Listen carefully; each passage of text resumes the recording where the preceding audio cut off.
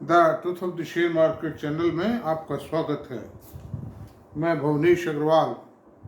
नमस्कार दोस्तों, बाजार के अंदर बड़ी भारी उथल पुथल है और वो उथल पुथल रुकने का नाम नहीं ले रही।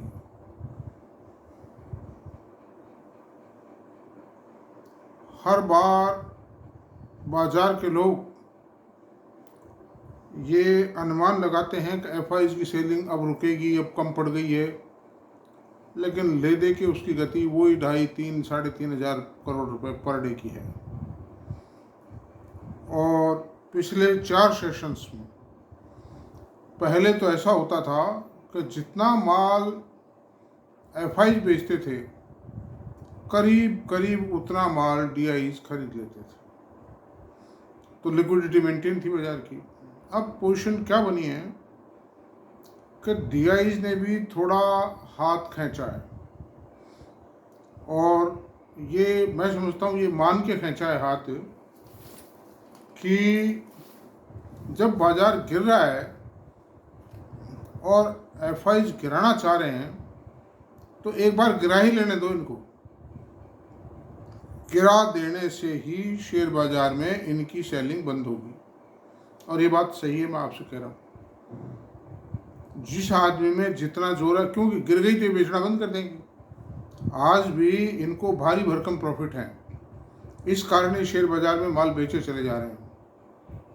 अगर मार्केट गिर जाए, एक अच्छा स्टीप करप्शन आ जाए इसमें, तो ये निश्चित मानिए कि माल बेचना बंद कर देंगे, बल्कि खरीदार बन जाएंगे। तो एफआई डीआईज ने भी बड़ा बुद्धिमानी पूर्वक एक कदम उठाया है। मैं समझता हूँ इट्स ए वाइज स्टेप, क्योंकि म्यूचुअल फंडों के पास में जो पैसा है वो रिटेल इन्वेस्टर का है, और अगर ये इन रेटों में खरीदेंगे, एफआईज तोड़ते बेचते चले गए, तोड़ते चले गए, then ultimately retail investor will be a loser. Loss किसका होता है? पैसा रिटेल इन्वेस्टर का है इनके पास में, लॉस रिटेल इन्वेस्टर का होगा। म्यूचुअल फंड मैनेजर को, फंड मैनेजर्स को, चीफ इन्वेस्टमेंट ऑफिसर्स को, सीईओज को, इनको तो इनकी सैलरी मिलनी है भाई। और म्यूचुअल फंड का जो आपका कॉर्पस म्यूचुअल फंड में इन्वेस्टेड है उस पर कमीशन कटना है, उसको कोई नहीं रोक सकता। तो वैसे ये इनका स्वागत योग्य है कि एक बार गिरा दो यार, तुम कितना गिराना चाहते हो, ठीक है, देखी जाएगी। जब प्लेयर ही सामने नहीं रहेगा तो कर ले तू प्ले भाई, कितना करना चाहता है, दैट्स ऑल। तो अंडर दीज सर्कमस्टेंसेज मेरा आपसे ये कहना है कि एक तो आप चिंता मुक्त रहें, मतलब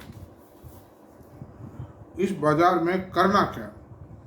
अब आज मैं आपसे बता रहा हूँ कि आज के बाजार की पोजीशन बता रहा हूँ।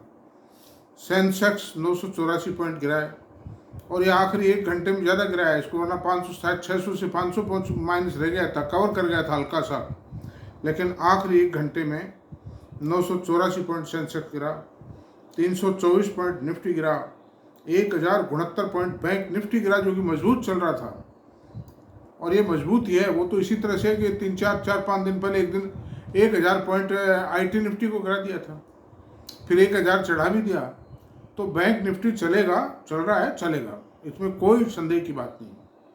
अनदर थिंग कि मिड कैप के अंदर 456 पॉइंट की गिरावट आई है, और स्मॉल कैप में 1456 पॉइंट की गिरावट आई है, मिड कैप में सॉरी, मतलब तो ये बहुत बड़ी स्टीप फॉल है मतलब। और स्मॉल कैप में 532 पॉइंट की गिरावट आई है। आईटी सेक्टर में 240 पॉइंट की गिरावट आई है, जो बहुत कम गिरावट है।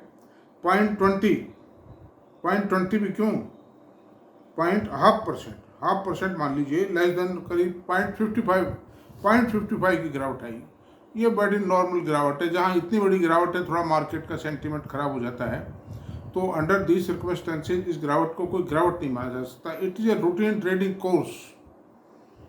अच्छा, मेटल के अंदर भारी गिरावट आई है, 3% fall in metal in a single day, 3% fall in the index in the single day. यही मैं कहता था आपसे, आज को कहते ही मेरे को 7-8 महीने हो गए, जब से मैं वीडियो बना रहा हूँ तब से कहता आ रहा हूँ मैं तो, कि यही नतीजा होगा मेटल का। मेटल में ये झूठ बोल रहे हैं, they are befooling the small investor, ये माल चिपकाना चाहते हैं, उसके गले में डाल देना चाहते हैं, ये खुद फंसे हुए हैं इस चक्कर में। यानी ये क्या बात हुई कि कंपनियों का प्रॉफिट घटता जा रहा है, लगातार घटता जा रहा है स्टील कंपनियों का, और ये उसको रिकमेंड कर रहे हैं। कभी JSW स्टील को रिकमेंड कर देते हैं, कभी जिंदल स्टील को कर देते हैं, कभी टाटा स्टील को रिकमेंड कर देते हैं। What is this? It's a misguidance to this retail investor, and I suggest, I alert मतलब a retail investor to please be alert, to please take care, और लालच ना करें, किसी के गिस्से पट्टी में ना आए। जब गोल्ड मिल रहा है, आप पीतल क्यों खरीदते हो भाई? थोड़े पैसे ज़्यादा लग जाने दीजिए, कोई दिक्कत नहीं, गोल्ड गोल्ड ही रहता है।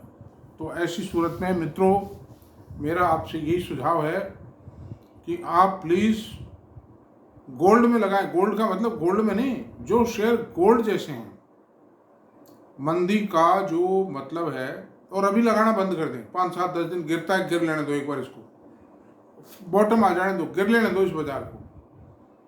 और इतने में आप अपनी एक लिस्ट तैयार रखिए, वॉच लिस्ट के अंदर कुछ शेयरों को डाल लीजिए।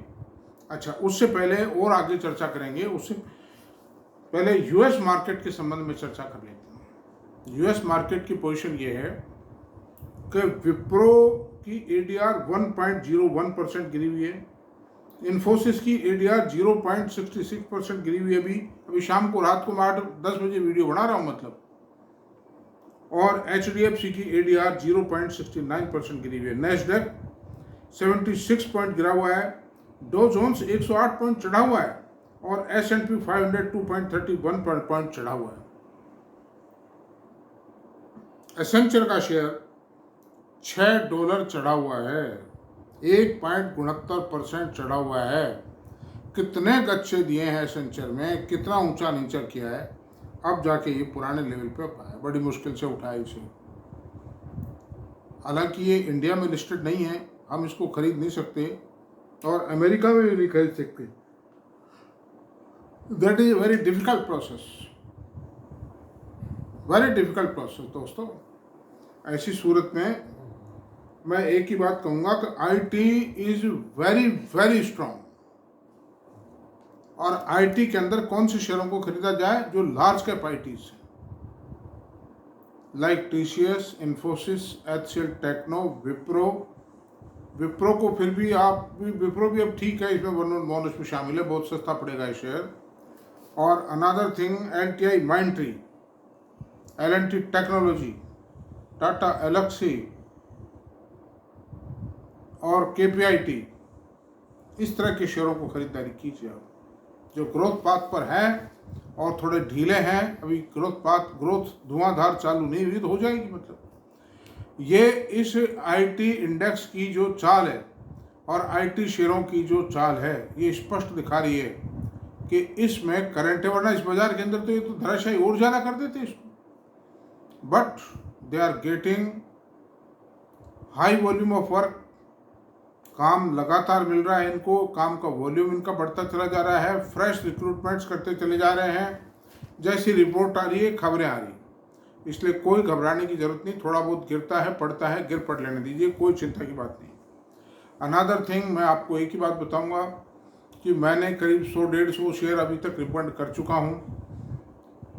कुछ शेयरों को रिपीटेडली किया है, कुछ को इंडेक्स वाइज किया है। ऐसी सूरत में मेरा आपसे एक ही कहना है कि मेरे वीडियोस में हो सकता है आपको याद भी होंगे, और याद नहीं है तो उसको लिस्ट आउट कीजिए, वीडियोस को देख देख के कर लीजिए।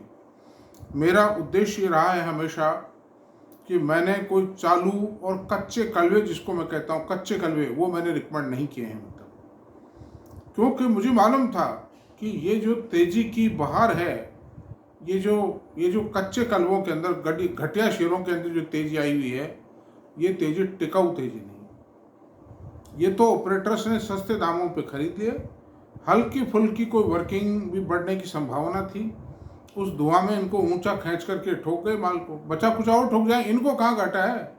रेल विकास निगम 30 रुपये से खरीदना शुरू किया, 650 ले गए, खूब बेच लिया ऊंची रेटों में। अगर आज ये 150 रुपये में, 100 रुपये में बेचेंगे उस माल को, तो भी इनको तो नुकसान नहीं है बचे हुए माल को। खूब ट्रेडिंग कर ली, खूब माल को ऊंचे रेटों में बेच दिया है, रिटेल इन्वेस्टर को चिपका, और खूब अफवाहें 7 लाख का काम, लाख का करोड़ का माल होना है रेलवे के अंदर, मत बेचो रेलवे सोना है। ये जब नारे बाजार में आ जाते हैं तो ये ऑपरेटर्स के मीडिया को उपयोग में लेते हुए वो दिए गए नारे हैं। दोस्तों, I am telling you the 100% truth, ये बात कोई नहीं कहेगा। मतलब मीडिया में अब 150 करोड़ का ऑर्डर मिलता है रेलवे को, इसको IVRCL रेलवे को, RVNL को, कई बार सारे दिन टीवी पे स्ट्रिप चलती है। LNT को तो कोई 25-30 हज़ार करोड़ के ऑर्डर्स मिले अभी, मतलब वो तो कुछ ज़्यादा नहीं दिखाते हो, तो आधी लाइन 2 मिनट के लिए आके रह जाएगी। ऐसा क्यों? जिस तरफ धोखा है, लालच में मत आइए, इन शेयरों को बेच दीजिए जो भी कच्चे शेयर है। NHPC, सतलज जल विद्युत, सुजलॉन और रेल विकास निगम, इरकॉन, ये हिंदुस्तान कंस्ट्रक्शन, नागार्जुना, NCC मतलब नागार्जुना कंस्ट्रक्शन नाम था उसका पूरा। फिर ये जो PSU बैंकों के शेयर हैं, इनसे हाथ धो लीजिए। मेरी कोई रिकमेंडेशन नहीं है, मैं तो खाली एक स्टडी दे रहा हूँ आपको कि इनमें बैड डेट्स का जो सिलसिला है वो बढ़ना शुरू हो गया है, और बैड डेट्स बढ़ते बढ़ते बढ़ते बढ़ते आप देख लेना। हालांकि उतने बैड डेट्स तो नहीं बढ़ेंगे जितना UPA गवर्नमेंट में बढ़े थे, because now they are under a very strict control. लेकिन PSU बैंकों की नेचर है, इनके काम की जो स्टाइल है उसमें देखिए 1.5% का NPA होना स्वाभाविक है। एक बार तो क्लियर कर लिए कड़े नियंत्रण के अंतर्गत, लेकिन हमेशा ऐसा नहीं होगा दोस्तों। वो तो बिजनेस ही बंद कर दिया था बहुत से बैंकों का, 6 बैंकों 7 बैंकों का तो बिजनेस ही बंद कर दिया था। और दूसरे बैंकों का जो बिजनेस चालू था उस पर भी बहुत कड़ा नियंत्रण था, तो थोड़ी थोड़ी छूट देते बैड डेट शुरू जाएंगे। जैसे SBI ने 4500 करोड़ रुपए का प्रोविजन किया इस क्वार्टर में। HDFC ने तो नहीं बढ़ाया भाई, ICICI ने तो नहीं बढ़ाया provision. What is this? It creates a doubt regarding the working, regarding the increasing position of NPS। तो आप इससे सावधान रहें। आप इस झगड़े में क्यों पड़ते हैं बताइए? मैं हमेशा ये कहता हूँ, don't keep your money near the question mark. तो वो जो मैं कह रहा हूँ, मेरे वीडियो से मैंने जो भी एनालिसिस करके आपको दिया है वो मैंने कोई खरीदने के लिए नहीं दिया है, और अभी भी मैं दे रहा हूँ, देता रहूँगा। वो कोई खरीदने के लिए नहीं दे रहा हूँ। आप उनकी लिस्ट बनाइए, वॉच लिस्ट में डालिए, अपने फाइनेंशियल एडवाइजर से बार बार उन पर चर्चा कीजिए, उनके संबंध में आने वाली खबरों का एनालिसिस कीजिए, उनके रिजल्ट जो आएंगे उनको एनालिसिस कीजिए, और उसमें से भी जो बेस्ट ऑफ द बेस्ट आपको लगे वो खरीदिए। मैंने भी best of best he choose किए हैं खैर, और सबसे बेस्ट मेरा IT सेक्टर है, चाहे मोदी की कितनी भी गालियां देवे। मतलब तो ऐसी सूरत में मित्रों सावधान रहें, घबराएं नहीं, और कोई शेयर बताने वाला उसको भी गालियां मत दें, उसको भी बददुआएं मत दें, गाली मत दें। ये शेयर बाजार है, देखिए सब तरह के लोग हैं, कोई बदनीयती से रिकमेंड करता है, कोई सदनीयती से रिकमेंड करता है, किसका क्या भरोसा है? सावधानी आपको बरतनी है। लॉ ऑफ कॉन्ट्रैक्ट में लिखा हुआ है, बायर शुड बी अलर्ट, क्रेता सावधान। इसीलिए तो मैं कहता हूं आप लोग सक्षम बनो, आप शेयर को समझो, शेयर बाजार को समझो। शेयर बाजार किसी का सगा नहीं, शेयर बाजार में लक्कड़ पत्थर सब हजम होते हैं। चाहे कितना ही ताकतवर आदमी खा जाएगा शेयर बाजार उसको, अगर वो अपने आप को 30 मार का समझता है, वो उससे लड़ने को तैयार है ना बाजार से, इससे कुश्ती लड़ेगा, खा जाएगा शेयर बाजार। तो दोस्तों, बैंकिंग सेक्टर में ये 3 बैंक हैं, HDFC, ICICI, एक्सिस है, और IT सेक्टर में ये 6 कंपनीज है। टॉप पर सबसे टॉप प्रायोरिटी 6 कंपनीज है, और FMCG में वरुण ब्रेवरीज है, ब्रिटानिया है। ये मेरी टॉप प्रायोरिटी लिस्ट में है, और वेट हूँ मैं इन पर। लेकिन फिलहाल रुक जाइए, थोड़ा सा बाजार के रुख को देख लीजिए कहाँ सेटल होता है, क्योंकि जो डीआईज हैं इनकी स्ट्रेटजी को फॉलो कीजिए, ये राइट पाथ पे काम कर रहे हैं। चाहे ठीक है इन्होंने स्विगी के आईपीओ को को सब्सक्राइब किया, पेटीएम के आईपीओ को सब्सक्राइब किया और इस प्रकार के कई आईपीओ को सब्सक्राइब किया, लेकिन हो सकता है इनकी कुछ व्यवस्थाएं इसलिए है कि मर्चेंट बैंकर से भी ये दबते हैं।